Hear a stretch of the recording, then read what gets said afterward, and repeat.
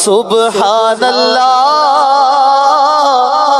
ما اجمل کا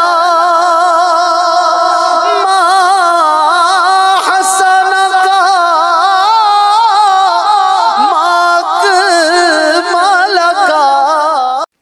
نحمدہ ونصلی علی رسولہ النبی الکریم الامین، اما بعد فاعوذ باللہ السمیع العلیم من الشیطان الرجیم، بسم اللہ الرحمن الرحیم۔ قال اللہ تبارک و تعالی فی القرآن الحکیم، ان اللہ وملائکتہ یصلون علی النبی یا ایھا الذین آمنوا صلوا علیہ وسلموا تسلیما۔ الصلاۃ والسلام علیک یا رسول اللہ، الصلاۃ والسلام علیک یا نبی اللہ وعلی آلک واصحابک یا نبی اللہ۔ اللہ تعالیٰ کی حمد و ثنا، سرور کونین جان عالم وجہ تخلیق کائنات، ہم سب کے آقا و مولا حضرت محمد مصطفیٰ صلی اللہ علیہ وسلم اور آپ کے جمیع آل و اصحاب کی بارگاہ ناز میں درود و سلام کے نذرانوں کے بعد، انتہائی عزت اور احترام کے لائق سامعین ذی قدر، میرے دینی اور یقینی دوستوں، بزرگوں اور بھائیوں، نبی کریم صلی اللہ علیہ وآلہ وسلم کی سیرت مبارکہ کے حوالے سے بحمدہ تعالی ہمارا سلسلہ سیرت رحمت للعالمین جاری و ساری ہے، اور الحمدللہ یہ تسلسل ایک ربط کے ساتھ جاری ہے، اور ہم نے اپنا پچھلا درس صلح حدیبیہ کے معاملات کے سلسلے میں آپ کے سامنے اس کی ابتدائی حالات و واقعات بیان فرمائے کہ رسول اللہ صلی اللہ علیہ وآلہ وسلم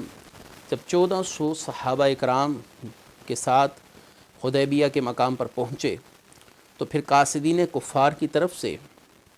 رسول اللہ صلی اللہ علیہ وآلہ وسلم کے ساتھ گفت و شنید کی گئی۔ آپ صلی اللہ علیہ وآلہ وسلم کو روکنے کی ہر ممکنہ کوشش کی جا رہی تھی، اور کفار کو یہ اندیشہ اپنی جگہ پر موجود تھا کہ نبی کریم صلی اللہ علیہ وآلہ وسلم یقیناً مکہ اور بیت اللہ شریف بالخصوص اس پر قبضے کی نیت سے تشریف لائے ہیں، اور نبی کریم صلی اللہ علیہ وآلہ وسلم کے ساتھ اوزار و ہتھیار کے ساتھ لیس ایک بڑی تعداد ہے صحابہ اکرام کی۔ جب قاصدین نے نبی کریم صلی اللہ علیہ وآلہ وسلم کی بارگاہ میں حاضری دے کر یہاں کے حالات و واقعات دیکھے تو واپس جا کر کفار مکہ کو اس بات کا یقین کروایا کہ نبی کریم صلی اللہ علیہ وآلہ وسلم قطعاً کسی جنگ کے ارادے سے تشریف نہیں لائے۔ آپ صلی اللہ علیہ وسلم کا جو ارادہ ہے وہ محض بیت اللہ شریف کا طواف ہے، عمرے کا طواف ہے، اور تمام کے تمام صحابہ اکرام بشمول نبی کریم صلی اللہ علیہ وآلہ وسلم عمرے کا احرام باندھ کر تشریف لائے ہیں، لیکن کفار اس مسئلہ میں کسی قسم کی لچک دکھانے کے لیے تیار نہ تھے، لہٰذا تیسری بار انہوں نے ایک اور قاصد جو معاملہ فہم بھی تھے، عقل مند و ذہین بھی تھے، اور پہلے دو قاصدین کی نسبت معاملات کو سنبھالنے کا ہنر جانتے تھے، یعنی سیدنا عروہ بن مسعود ثقفی رضی اللہ تعالیٰ عنہ، بعد میں صحابی ہوئے، اس وقت ابھی یہ اسلام میں داخل نہیں ہوئے تھے۔ عروہ بن مسعود الثقفی کو بھیجا جاتا ہے، اور نبی کریم صلی اللہ علیہ وآلہ وسلم کے ساتھ مذاکرات کا سلسلہ شروع ہوا۔ آپ صلی اللہ علیہ وآلہ وسلم نے عروہ بن مسعود الثقفی سے بھی وہی گفتگو فرمائی جو پہلے دو قاصدین کے ساتھ کی جا چکی تھی کہ اس سال ہمیں بیت اللہ شریف میں عمرے کی نیت سے داخل ہونے دیا جائے، ہم کسی قسم کا بھی لڑنے جھگڑنے کا ارادہ نہیں رکھتے۔ عروہ بن مسعود ثقفی نے جب نبی کریم صلی اللہ علیہ وسلم کے ساتھ قربانی کے جانور دیکھے اور رسول اللہ صلی اللہ علیہ وسلم اور آپ کے دیگر جو صحابہ اکرام تھے ان کو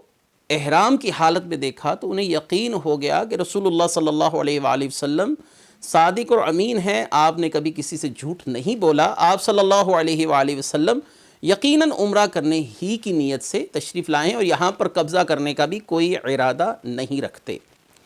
جب یہ گفتگو چل رہی تھی اسی اثناء میں عروہ بن مسعود نے گفتگو کے دوران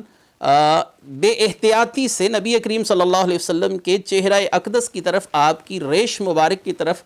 2 سے 3 مرتبہ ہاتھ بلند کیا، جیسے گفتگو میں عمومی طور پر کوئی شخص کسی کے ساتھ گفتگو کرتے ہوئے اپنے ہاتھ کو حرکت دیتا ہے۔ سیدنا مغیرہ بن شعبہ جب یہ معاملہ دیکھتے ہیں تو آپ سے برداشت نہ ہوا، آپ انتہائی جلال کے عالم میں وہاں پر تشریف لائے اور آپ نے فرمایا کہ اے عروہ، اگر اب تیرا ہاتھ بلند ہوا تو تیرا ہاتھ سلامت واپس نہیں جائے گا۔ یہ اشارہ تھا کہ اب رسول اللہ صلی اللہ علیہ وسلم کی طرف ہاتھ اٹھایا تو تیرا ہاتھ کاٹ دیا جائے گا۔ یہ بات سن کر عروہ بن مسعود الثقفی پر بڑی ہیبت طاری ہو گئی، اور بہرحال جب وہ واپس گئے تو انہوں نے جا کر کفار مکہ سے وہی بات کہی کہ نبی کریم صلی اللہ علیہ وآلہ وسلم عمرے کی نیت سے آئے ہیں، لیکن کفار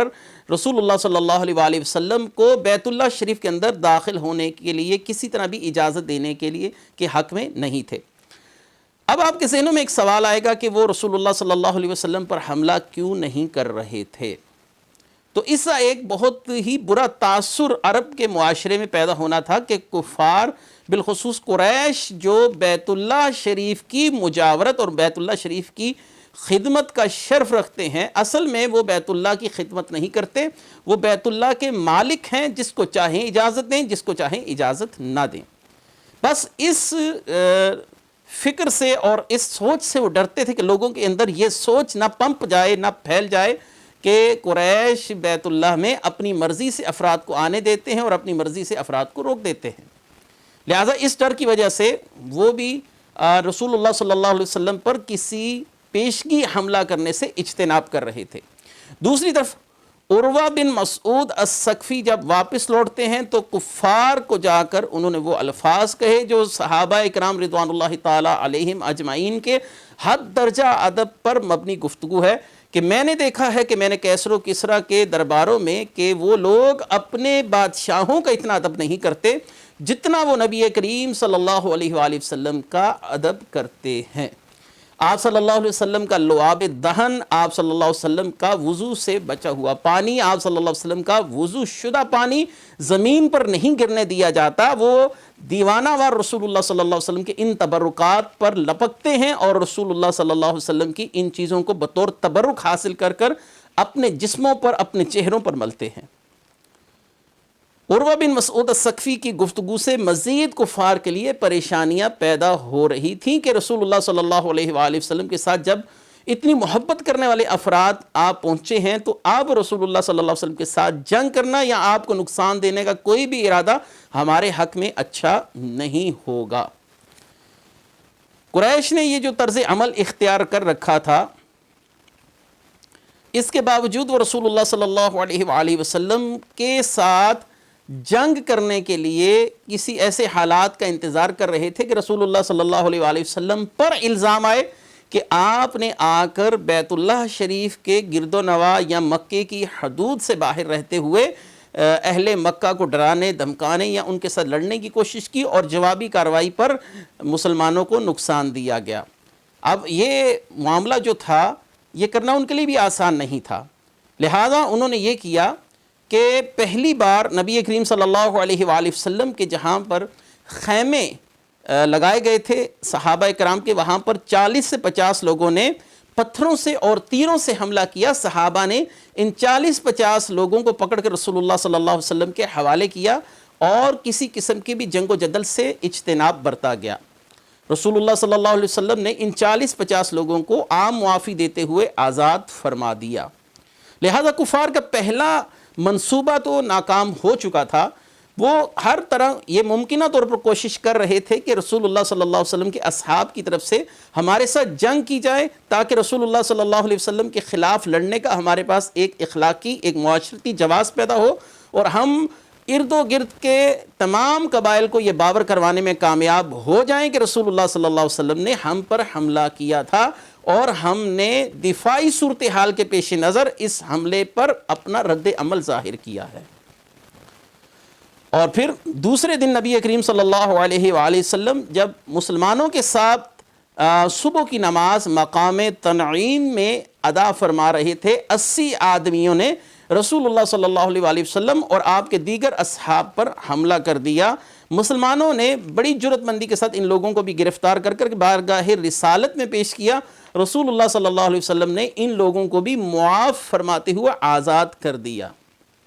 کفار کے لیے ایک پریشانی کی صورتحال تھی کہ 3 قاصدین یکے بعد دیگرے اس بات پر آمادہ ہو کر واپس آ چکے تھے کہ رسول اللہ صلی اللہ علیہ وآلہ وسلم کو عمرہ کرنے دیا جائے، اور ان کی دوسری جو کاوشیں تھیں یعنی جنگ کرنے کی کوششیں تھیں وہ بھی ناکام ہوتی نظر آ رہی تھی۔ آپ صلی اللہ علیہ وسلم کی حکمت عملی سے یہ خطرات بھی ٹل چکے تھے۔ اب کفار کسی طریقے سے بھی رسول اللہ صلی اللہ علیہ وآلہ وسلم کے خلاف عملی اقدامات اٹھانے سے پہلے متعدد بار سوچ رہے تھے کہ اب کیا کیا جائے۔ ادھر سے نبی کریم صلی اللہ علیہ وآلہ وسلم نے سیدنا عمر فاروق رضی اللہ تعالیٰ عنہ کا انتخاب فرمایا کہ آپ کو بطور قاصد مکے میں بھیجا جائے، اور آپ صلی اللہ علیہ وآلہ وسلم کا جو سوچ ہے، آپ صلی اللہ علیہ وآلہ وسلم کا جو عمل ہے عمرہ کرنے والا، اس کو بآسانی طور پر ادا کر کے واپس لوٹ جایا جائے۔ تو حضرت عمر فاروق رضی اللہ تعالیٰ عنہ نے عرض کی، یا رسول اللہ صلی اللہ علیہ وآلہ وسلم، میرے خاندان بنی عدی کا کوئی آدمی بھی وہاں پر موجود نہیں جو آڑے وقت میں میری مدد کرے، اور میرے مزاج سے تو آپ آشنا ہی ہیں۔ میری رائے یہ ہے کہ آپ اگر سیدنا عثمان غنی رضی اللہ تعالیٰ عنہ کو کفار کے ساتھ مذاکرات کے لیے بھیجتے ہیں یا کسی مصالحاتی عمل کے لیے تو وہ زیادہ مفید ہوگا۔ ایک تو یہ ہے کہ حضرت عثمان غنی حلیم الطبع بھی ہیں، اور دوسرا یہ ہے کہ حضرت عثمان غنی کو مکے میں اس عزت اور ادب کی نگاہ سے دیکھا جاتا ہے جو بہت کم لوگوں کے حصے میں آئی، اور تیسری اور اہم بات کہ حضرت عثمان غنی رضی اللہ تعالیٰ عنہ کا قبیلہ وہاں پر آباد ہے، لہٰذا آپ پر حملہ کرنے سے پہلے کفار کو کئی بار سوچنا پڑے گا، بلکہ یہ ممکن نہیں کہ وہ حضرت عثمان غنی رضی اللہ تعالیٰ عنہ کو نقصان پہنچانے کا کوئی ارادہ کریں۔ رسول اللہ صلی اللہ علیہ وآلہ وسلم کو یہ رائے پسند آئی، اور آپ نے سیدنا عثمان غنی رضی اللہ تعالیٰ عنہ کو اس اہم معاملے کے لیے منتخب فرما لیا۔ حضرت عثمان غنی رضی اللہ تعالیٰ عنہ آپ رسول اللہ صلی اللہ علیہ وسلم کی طرف سے پیغام لے کر کفاران مکہ کی طرف جاتے ہیں، اور وہاں پر آپ کی ابتدا میں ہی یعنی مکے کے باہر ہی آپ کی ملاقات آپ کے چچا زاد بھائی ابان بن سعید سے ہوئی، جس نے آپ کو اپنی امان عطا فرما دی، یعنی آپ میری گارنٹی پر میرے ساتھ چلیں، آپ کو کوئی نقصان نہیں پہنچایا جائے گا۔ سیدنا عثمان غنی رضی اللہ تعالیٰ عنہ کفاران مکہ تک پہنچتے ہیں۔ عرب کے ان سرداروں سے گفتگو ہوتی ہے کہ ہمیں اس سال عمرہ کرنے دیا جائے، اور ہم کسی کو نقصان پہنچانے کا نہ قصد رکھتے ہیں، نہ ارادہ ہے، نہ ہی ہم ہتھیاروں کے ساتھ لیس ہو کر تمہاری طرف آئے ہیں۔ ان لوگوں نے رسول اللہ صلی اللہ علیہ وآلہ وسلم کے اس محبوب صحابی سیدنا عثمان غنی رضی اللہ تعالیٰ عنہ کے لیے بیت اللہ شریف کا دروازہ کھول دیا اور فرمایا، اے عثمان، آپ کے ساتھ ہمارے مراسم انتہائی معقول ہیں، اچھے ہیں، آپ نے متعدد بار مشکل اوقات میں ہم سب کی مدد بھی کی ہے۔ ہماری خواہش یہ ہے کہ بیت اللہ شریف آپ کے سامنے ہے، دروازہ کھلا ہے، آپ احرام میں ہیں، آپ تشریف لے جائیے، احرام میں طواف کعبہ کیجئے اور واپس تشریف لے جائیے۔ ہم رسول اللہ صلی اللہ علیہ وآلہ وسلم کو کسی صورت بھی بیت اللہ شریف میں داخل ہونے کی اجازت نہیں دے سکتے۔ اب ان لوگوں کے ذہنوں میں تو شاید یہ بات تھی کہ حضرت عثمان غنی اس پیشکش سے فائدہ اٹھائیں گے اور اتنے سنہری موقع کو قطعاً ہاتھ سے نہیں جانے دیں گے، لیکن حضرت عثمان غنی رضی اللہ تعالیٰ عنہ نے ان کی امیدوں کے برعکس ان کو جواب دیا اور فرمایا، ما کنت لأفعل حتی یطوف بہ رسول اللہ صلی اللہ علیہ وآلہ وسلم، میں اس وقت تک کعبے کا طواف نہیں کر سکتا جب تک میرے محبوب، میرے آقا اللہ کے رسول کعبے کا طواف نہیں فرمائیں گے۔ حضرت عثمان غنی رضی اللہ تعالیٰ عنہ کی روانگی کے بعد بہت سے صحابہ کے دلوں میں یہ خیال اور یہ فکر جنم لے رہی تھی کہ حضرت عثمان غنی رضی اللہ تعالیٰ عنہ ممکن ہے کہ طواف کر کر آئیں، ہم تو شاید بیت اللہ شریف کا طواف نہ کر سکیں، مکے میں داخل نہ ہو سکیں، لیکن یہ جو سنہری موقع حضرت عثمان غنی رضی اللہ تعالیٰ عنہ کو اللہ تعالیٰ کی طرف سے میسر آیا ہے، یقیناً وہ اس کا پورا فائدہ اٹھائیں گے اور بیت اللہ شریف کا طواف کریں گے اور عمرہ کر کر واپس لوٹیں گے۔ انہوں نے اپنی اس فکر اور اپنی سوچ کا اظہار نبی کریم صلی اللہ علیہ وآلہ وسلم سے کیا. یا رسول اللہ صلی اللہ علیہ وآلہ وسلم، ہمارا خیال ہے کہ عثمان غنی طواف کعبہ میں مشغول ہوں گے اور بیت اللہ شریف کے طواف کے ساتھ عمرہ کر کر واپس لوٹیں گے. قربان جائیے غیب دان نبی پر آپ صلی اللہ علیہ وسلم نے فرمایا ما اظنہ طواف بالبیت ونحن محصورون، میرا خیال نہیں کہ وہ کعبے کا طواف ہرگز نہیں کریں گے جب تک ہم محصور ہیں، ہم مکے میں داخل نہیں ہوتے. عثمان طواف نہیں کریں گے. جب حضرت عثمان غنی وہاں سے واپس لوٹے تو صحابہ نے پوچھا کہ آپ نے بیت اللہ شریف کا طواف کیا؟ حضرت عثمان غنی رضی اللہ تعالیٰ عنہ کے الفاظ بڑے ہی قابل غور، قابل توجہ، قابل محبت ہیں. علامہ زینی دہلان مکی مفتی مکہ نے اپنی کتاب السیرۃ النبویہ میں ان الفاظ کو کچھ یوں لکھا ہے: والذی نفسی بیدہ لو مکست بہا متعمرا قضا وقضا سنۃ ورسول اللہ صلی اللہ علیہ وسلم مقیم بالحدیبیۃ ما طفت حتی یطوف رسول اللہ صلی اللہ علیہ وسلم. اس ذات پاک کی قسم جس کے قبضہ قدرت میں میری یعنی عثمان کی جان ہے، اگر میں احرام کی حالت میں کئی سال گزار دیتا اور رسول اللہ صلی اللہ علیہ وسلم حدیبیہ میں تشریف فرما رہتے تو میں ہرگز طواف نہ کرتا جب تک رسول اللہ صلی اللہ علیہ وسلم طواف نہ فرما لیتے. یہ حضرت عثمان غنی رضی اللہ تعالیٰ عنہ کا وہ ادب رسول ہے، وہ محبت رسول ہے، وہ تعظیم رسول ہے جس نے آپ کی شان اور عظمت کو چار چاند لگا دیے. علامہ ابن قیم نے اپنی کتاب کے اندر سیدنا عثمان غنی رضی اللہ تعالیٰ عنہ کے الفاظ ذات المعاد کے اندر کچھ یوں نقل فرمائے اور وہ الفاظ بڑے قابل توجہ ہیں. حضرت عثمان غنی رضی اللہ تعالیٰ عنہ فرمایا بئس ما ظننتم بی والذی نفسی بیدہ لو مکثت بہا سنۃ ورسول اللہ صلی اللہ علیہ وسلم مقیم بالحدیبیۃ ما طفت بہا حتی یطوف بہا ورسول اللہ صلی اللہ علیہ وسلم. تم نے میرے متعلق برا گمان کیا ہے صحابہ، تم نے یہ کیسے سوچا کہ میں نے طواف کعبہ کر لیا ہوگا یا کر لیتا جب تک رسول اللہ صلی اللہ علیہ وسلم حدیبیہ میں آپ تشریف فرما ہے اور میں مکہ میں اگر ایک سال بھی رہتا تو رسول اللہ صلی اللہ علیہ وسلم کے طواف کیے بغیر طواف کرنے کی جرت نہ کرتا. لطف کی بات یہ ہے کہ اس واقعہ کو اہل تشیع کی کتابوں میں بالخصوص فروع کافی کے اندر بھی یہ واقعہ موجود ہے، حالانکہ ان کا بغض صحابہ کسی سے بھی ڈھکی چھپی بات نہیں ہے. اہل تشیع کا حضرت عثمان غنی سے جو بغض ہے، سیدہ عائشہ پاک سلام اللہ علیہا رضی اللہ تعالی عنہا سے جو بغض ہے، حضرت ابو بکر صدیق حضرت عمر فاروق سے بغض ہے، اس بغض کے باوجود بھی یہ ایک ایسی عالمگیر سچائی ہے جس کو اہل تشیع نے یعنی شیعہ حضرات نے بھی اپنی کتابوں میں نقل فرمایا ہے.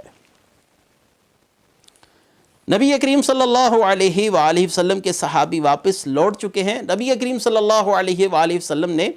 اس موقع پر بیعت بھی لی ہے. درمیان میں ایک واقعہ بھی ہوا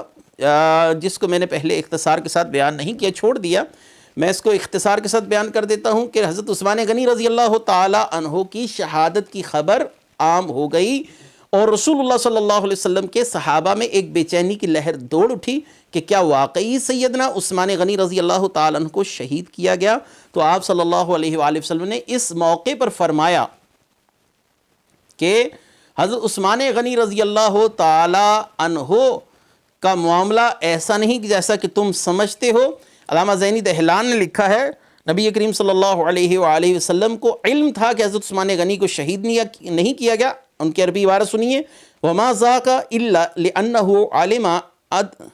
عَدْمَ صِحَّةِ الْقَوْلِ بِقَتْلِهِ. حضرت عثمان کی طرف سے یہ بیعت حضور صلی اللہ علیہ وسلم نے اس لیے فرمائی کہ حضور کو علم تھا کہ آپ کے قتل کی خبر صحیح نہیں ہے. آپ نے صحابہ سے کہا مجھ سے بیعت لو کہ اللہ کی طرف سے جو حکم دیا جائے گا ہم اس کی مکمل پاسداری کریں گے. صحابہ کرام میں یہ بیعت سب سے پہلے سیدنا سنان بن ابی سنان بن وہب بن محسن نے کی تھی. یا رسول اللہ جو آپ کے دل میں ہیں، علا میاں فی نفسے کا، جو آپ کے دل میں ہے، جو آپ کے دل میں ہے میں اس بات پر آپ کی بیعت کرتا ہوں. تمام صحابہ نے بیعت کی. یہ حضرت عثمان غنی رضی اللہ تعالیٰ عنہ شہید ہوئے یا نہیں ہوئے اس کے متعلق یہ بیعت نہیں تھی، اس کا ثبوت آگے چل کر میں آپ کو بیان کر دیتا ہوں، کیونکہ رسول اللہ صلی اللہ علیہ وسلم نے اس بیعت لینے کے بعد اپنے ہاتھ کو حضرت عثمان کا ہاتھ قرار دیا۔ یہ بات اس بات کی بڑی واضح دلیل ہے کہ سیدنا عثمان غنی رضی اللہ تعالیٰ عنہ شہید نہیں ہوئے، اس بات کا حتمی طور پر نبی کریم صلی اللہ علیہ وسلم کو علم تھا، نہیں تو آپ اپنے ہاتھ کو سیدنا عثمان غنی کا ہاتھ کہہ کر اپنے ہاتھ پر رکھ کر یہ نہ کہتے یہ عثمان کی طرف سے بیعت ہے۔ لہٰذا یہاں پر جو غلط فہمی پیدا کی جاتی ہے کہ رسول اللہ صلی اللہ علیہ وسلم کو اگر علم غیب ہوتا، آپ کو حضرت عثمان غنی رضی اللہ تعالیٰ عنہ کی شہادت کا علم ہوتا، آپ صلی اللہ علیہ وآلہ وسلم حضرت عثمان کے قتل کے لیے بیعت نہ لے رہے ہوتے۔ بہرحال یہ ایک دقیق مسئلہ ہے جس پر میں کئی بار گفتگو کر چکا۔ ہمارے جو دروس ہیں قرآن کریم کی تفسیر کے حوالے سے بنام اعجاز القرآن جو ہمارے تفسیری دروس ہیں، ان میں ہم نے متعدد بار علم غیب کے مسئلہ پر بڑی وضاحت کے ساتھ گفتگو کر دی ہے۔ اب آتے ہیں واپس اس مسئلے کی طرف۔ نبی کریم صلی اللہ علیہ وآلہ وسلم کے صحابہ کی بیعت کا معاملہ کفار تک جا پہنچا۔ آپ صلی اللہ علیہ وآلہ وسلم صحابہ سے بیعت لے رہے ہیں کہ جو حکم دیا جائے گا اس پر عمل کیا جائے گا۔ کفار پر اس بیعت کا بڑا ہی مثبت اثر رہا مسلمانوں کے لحاظ سے۔ کفار خوف زدہ ہوئے اور اس بات سے بہت زیادہ خوف زدہ تھے کہ مسلمان اب ہمارے ساتھ کیا کرنے والے ہیں۔ بہرحال نبی کریم صلی اللہ علیہ وآلہ وسلم کے وہ صحابہ جنہوں نے آپ سے بیعت کی اس درخت کے نیچے حدیبیہ کے مقام پر، اس کو بیعت کو بیعت رضوان کہا جاتا ہے، ان 1400 صحابہ کی جرت دیکھیے، رسول اللہ سے محبت دیکھیے، آپ کی تکریم اور تعظیم دیکھیے کہ آپ صلی اللہ علیہ وآلہ وسلم کے یہ صحابہ احرام کی حالت میں نہتے آئے ہیں اور دشمن کے بالکل قریب بیٹھے ہیں اور اپنے دیش سے مدینہ شریف سے 250-300 میل کے فاصلے پر بیٹھے ہیں۔ اب ایسے حالات میں رسول اللہ صلی اللہ علیہ وسلم ان کو کیا حکم دیتے ہیں وہ یہ نہیں جانتے تھے۔ رسول اللہ صلی اللہ علیہ وسلم کے یہ صحابہ حالت احرام میں بھی ہیں، نہتے بھی ہیں، اور ایک ایسے روایتی حریف کے ساتھ جنگ کا معاملہ بھی وقوع پذیر ہونا ممکن ہے کہ جس کو لڑنے میں انتہائی مہارت حاصل ہے۔ تو اب ان صحابہ کرام رضوان اللہ تعالی علیہم اجمعین کی وفاؤں پر، آپ صلی اللہ علیہ وسلم کے ان صحابہ کی اسلام سے محبت پر، آپ صلی اللہ علیہ وسلم کے ساتھ محبت پر شک کرنا، یہ اسلام کی مبادیات پر اعتراض کرنا ہے، اسلام کے جو عقائد و نظریات ہیں ان کو تزلزل اور تذبذب میں ڈالنا ہے، کیونکہ سب دین جو رسول اللہ سے ہم تک پہنچا ہے انہی صحابہ کی انہی جانفشانیوں، انہی محبتوں اور انہی کارکردگیوں کے باعث ہم تک پہنچا ہے جو انہوں نے رسول اللہ صلی اللہ علیہ وسلم کے ساتھ رہ کر وفائیں نبھائیں۔ تو یہاں پر صحابہ کی وفا دیکھیے کہ اللہ تبارک و تعالیٰ نے اپنے محبوب کے صحابہ کو وہ جرت اور وہ وفا عطا فرمائی تھی کہ رسول اللہ صلی اللہ علیہ وسلم کے کسی بھی حکم کے منتظر بیٹھے تھے، یہ جانتے ہوئے کہ ہمارے بیوی بچے ہم سے دور ہیں، ہم نہتے ہیں، دشمن کے بالکل سامنے ہیں، احرام کی حالت میں ہیں، لیکن ان کے لیے دین کیا تھا؟ ان کے لیے دین فقط ذات مصطفیٰ تھی کہ آج جو بھی حکم فرمایا جائے گا اس پر عمل کیا جائے گا۔ اللہ تعالیٰ نے ان 1400 صحابہ کرام کے لیے کیا فرمایا؟ لَقَدْ رَضِيَ اللَّهُ عَنِ الْمُؤْمِنِينَ إِذْ يُبَايِعُونَكَ تَحْتَ الشَّجَرَةِ۔ اے محبوب، اللہ تعالیٰ ان مومنوں سے راضی ہو گیا جب وہ بیعت کر رہے تھے اس درخت کے نیچے، آپ کے ہاتھوں پر جو بیعت کر رہے تھے صحابہ کرام، اللہ ان سب سے راضی ہو گیا۔ اللہ تعالیٰ نے ان 1400 کی اس وفا کا صلہ یہ دیا کہ اللہ نے ان کو اپنی رضا عطا فرما دی۔ اللہ تبارک و تعالیٰ ان سے راضی ہو گیا اور فرمایا لَقَدْ رَضِيَ اللَّهُ عَنِ الْمُؤْمِنِينَ، اللہ ان مومنوں سے راضی ہو گیا۔ ان میں حضرت ابو بکر صدیق بھی ہیں، حضرت عمر فاروق بھی ہیں، حضرت عثمان کی طرف سے خود رسول اللہ بیعت کر چکے ہیں، مولا علی بھی ہیں۔ معلوم ہوا کہ قرآن ان کو مومنین کہہ رہا ہے۔ جو لوگ ان کے ایمان پر، ان کی وفاؤں پر اعتراض کرتے ہیں وہ اصل میں ان پر اعتراض نہیں کرتے، وہ اللہ کے قرآن پر اعتراض کرتے ہیں، اللہ کے ان انعامات پر اعتراض کرتے ہیں جو عالم الغیب ہو کر ان کو اپنی رضا کی سندیں عطا فرما رہا ہے۔ اے محبوب، میں آپ کے ہر صحابی سے راضی ہو گیا ہوں جس نے آپ کے ہاتھ پر بیعت کی ہے، اور رضا کیا ہے؟ اتنا بڑا انعام ہے، اتنا بڑا انعام ہے کہ جب اہل جنت جنت میں جائیں گے، یہ صحیح بخاری کی حدیث ہے، لوگ اس جملے کا مطلب نہیں سمجھتے، لَقَدْ رَضِيَ اللَّهُ عَنِ الْمُؤْمِنِينَ، یہ جو رضی اللہ ان کو کہا جاتا ہے، اب اس کی افادیت آپ صرف بخاری شریف کی ایک حدیث سے اندازہ کیجئے. اہل جنت کو جب جنت بھیج دیا جائے گا اور اللہ تبارک و تعالی اہل جنت سے خطاب فرمائے گا کہ کیا تمہیں تمہاری مرضی کی ہر چیز دے دی گئی؟ یا اللہ ہم راضی ہو گئے، ہمیں ہر چیز عطا فرما دی گئی جس کا تو نے ہم سے وعدہ فرمایا تھا. تو اللہ تعالیٰ فرمائے گا آج میں تمہیں جنت سے بھی بڑی چیز عطا فرمانے لگا ہوں، جنت سے بھی بڑا انعام. صحابہ اکرام رضوان اللہ تعالیٰ علیہم اجمعین کے مقام و مرتبے کو سمجھیے. اللہ تعالیٰ کے اہل جنت سے فرمائے گا کہ آج میں تمہیں جنت سے بھی بڑا انعام دینے لگا ہوں. اہل جنت حیران پریشان ہو جائیں گے کہ جنت سے بڑا بھی کوئی انعام ہو سکتا ہے. اللہ تعالیٰ فرمائے گا آج میں تمہیں اپنی رضا عطا فرما رہا ہوں، اب میں تم سے کبھی بھی ناراض نہیں ہوں گا. تو جنت سے بڑا انعام ہے اللہ تعالیٰ کی رضا. اور صحابہ پر قربان جائیں کہ اللہ تعالیٰ دنیا میں ان سے کہہ رہا ہے لَقَدْ رَضِيَ اللَّهُ عَنِ الْمُؤْمِنِينَ إِذْ يُبَايِعُونَكَ تَحْتَ الشَّجَرَةِ. اللہ تعالیٰ ان سب سے راضی ہو گیا ہے، ان ایمان والوں سے. اللہ نے ان کو ایمان والے بھی کہا، اپنی رضا کی سند بھی عطا فرما دی، ان کے ایمان کی سند بھی عطا فرما دی. وہ شخص بڑا ہی بدبخت ہے جو ان لوگوں کے ایمان پر شک کرتا ہے جنہیں اللہ مومنین کہہ رہا ہے، جن سے اللہ اپنے راضی ہونے کا اعلان کر رہا ہے. اب ان سے اگر کوئی ایسا گناہ ہو بھی گیا جو شامت نفس کے باعث ان کی قسمت میں لکھا گیا تھا، تو اللہ تبارک و تعالیٰ نے اس رضا کا جو اعلان کیا، اس رضا کا صدقہ اللہ تعالیٰ انہیں ایسے نیک اعمال کی توفیق دیتا رہے گا یا دیتا تھا جو ان کے گناہوں کو مٹا دیتی تھی، یا اللہ تعالیٰ انہیں مقبول توبہ عطا فرماتا تھا جو انہیں اس حال پر قائم نہیں رہنے دیتی تھی. یہ ایک دقیق بحث ہے. بہرحال قرآن کی یہ بات کسی عام مومن کو سمجھنے کے لیے کافی کہ ان صحابہ پر کبھی بھی اعتراض نہیں کیا جا سکتا. جب اس بیعت کی اطلاع اہل مکہ کو ملی، ان کے اوثان خطا ہو گئے. انہوں نے رسول اللہ صلی اللہ علیہ وسلم کے ساتھ ایک باہمی مفاہمت کے لیے، افہام و تفہیم کے تحت ایک معاہدہ کرنے کے لیے سہیل بن عمرو کو بھیجا. اور سہیل بن عمرو کو جب رسول اللہ صلی اللہ علیہ وسلم نے آتے دیکھا تو آپ نے بڑی خوبصورت الفاظ فرمایا. آپ نے فرمایا قد سہل امرکم. سہیل کو دیکھا، فرمایا اللہ نے تمہارے لیے معاملہ آسان کر دیا ہے. معاملہ آسان کر دیا. وہ معاملہ کیا آسان ہوا کہ رسول اللہ صلی اللہ علیہ وسلم کے ساتھ اب سہیل بن عمرو یہ معاہدہ لکھنے کے لیے آ رہا ہے. رسول اللہ صلی اللہ علیہ وسلم کے صحابہ میں عباد بن بشر اور سلمہ بن اسلم آپ کے بالکل قریب دونوں کندھوں کے ساتھ کھڑے ہیں. جیسے بادشاہوں کے ساتھ کھڑے ہوا جاتا ہے، ایسے یہ دو افراد رسول اللہ صلی اللہ علیہ وسلم کے ساتھ کھڑے ہیں. سہیل آیا، دو زانو ہو کر بیٹھا اور صلح کے بارے میں گفتگو شروع ہوئی. آگے جو معاہدہ حدیبیہ کا لکھا گیا ہے، اس معاہدہ حدیبیہ کی شرائط کیا تھی، اس پر صحابہ کرام کو تحفظات کیوں ہوئے، اور پھر رسول اللہ صلی اللہ علیہ وسلم کی دورس نگاہ اس معاہدے کو مسلمانوں کی فتح کیوں قرار دے رہی تھی، اور اس معاہدے کی شرائط پر حضرت عمر فاروق رضی اللہ تعالیٰ عنہ کا اضطرار کیوں تھا، اور حضرت ابو بکر صدیق کو ان شرائط پر قرار کیوں تھا، یعنی وہ پرسکون کیوں تھے. یہ تمام حکمتیں انشاءاللہ العزیز ہم اپنے اگلے درس میں آپ کے سامنے پیش کریں گے. اللہ تبارک و تعالیٰ ان صحابہ کا صدقہ ہم سب کو ایمان، عافیت، سلامتی والی زندگی عطا فرمائے اور خاتمہ بالخیر نصیب فرمائے. وآخر دعوانا ان الحمد للہ رب العالمین. سبحان اللہ ما اچ